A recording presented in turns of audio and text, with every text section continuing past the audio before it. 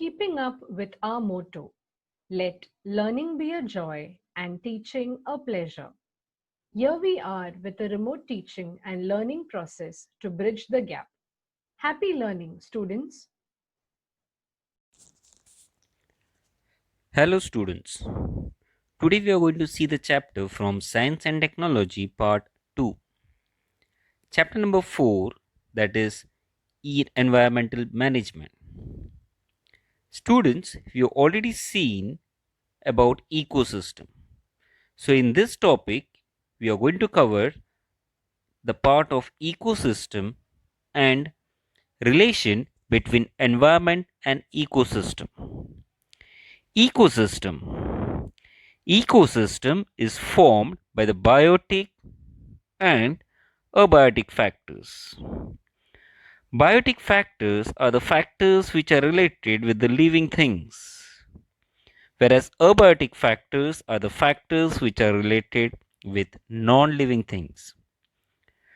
So, this biotic and abiotic factors interaction results your ecosystem, and each factor plays a very important role in the ecosystem.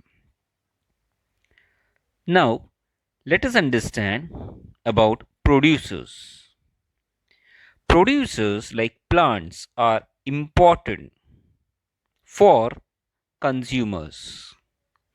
Consumers are of different categories.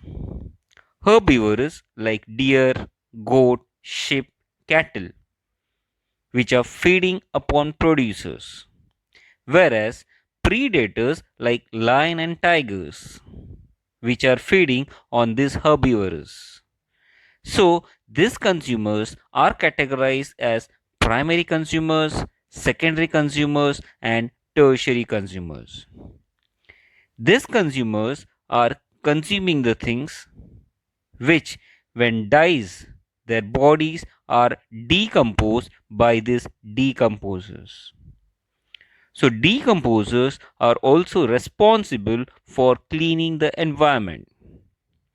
So here we have seen that the producer, consumers and decomposers are related with each other. So this interaction between these producers, consumers and decomposers forms a food chain. Food chain is a straight and single pathway for the flow of energy in an ecosystem through different species of organisms. Students, in ninth standard, we have seen about food chain. A simple example of the food chain is shown here. The producer, that is the plants, on which the primary consumer is depending, that is grasshopper, on which the secondary consumer is depending, that is frog, which is in turn eaten by the snake, that is a tertiary consumer, which is in turn eaten by vulture or hawk, which when dies the bodies is again decomposed by these microorganisms. So this is a simple example of a food chain where the energy is transferred from one energy level to the another energy level. Such food chains, when gets complicated or mixed up, we call it as food web. So the food web is the complicated pathway of an ecosystem which consists of numerous food chains through which the energy flows. So this food chain and food web is formed in our ecosystem. So let us understand the relation between this environment and ecosystem. So till now we have seen that our existence is due to these factors which are present around us. Hence we should take care for these factors. When you're talking about environment and ecosystem, environment is a very broad concept. So let us understand what is environment. Environment is a physical, chemical, and biological factors affecting the living organisms in any possible way is collectively called as environment. That means when we are talking about environment, we are talking about all the factors which are affecting the living organisms in possible ways. In short, environment is the condition in the surrounding. Now, this environment is classified in two types. The two main type is natural environment and artificial environment. Natural environment consists of air, atmosphere, water, etc.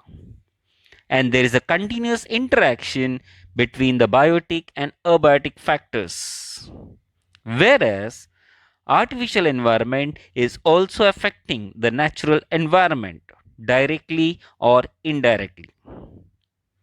So, the science that deals with the study of this interaction between the biotic and abiotic factors of the environment is called ecology. Whereas the basic functional unit used to study the ecology is called as ecosystem.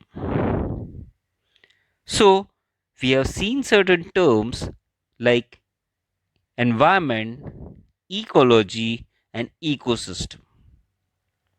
Now, this environmental balance is maintained through continuous operations of various natural cycles like water cycle, carbon cycle, gaseous cycles, and many cycles which you have seen in 9th standard.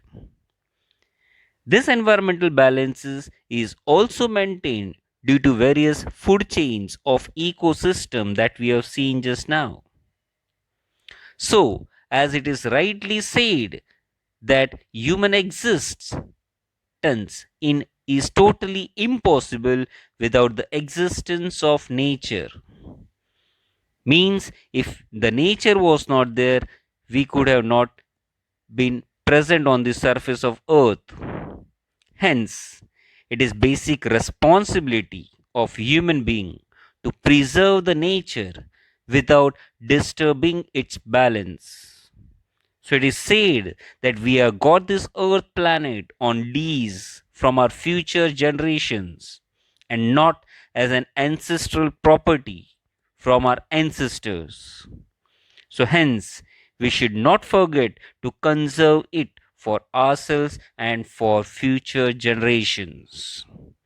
So, this is what we have seen in this first part. In the next part, we are going to see about how to conserve it. Till then, thank you, students.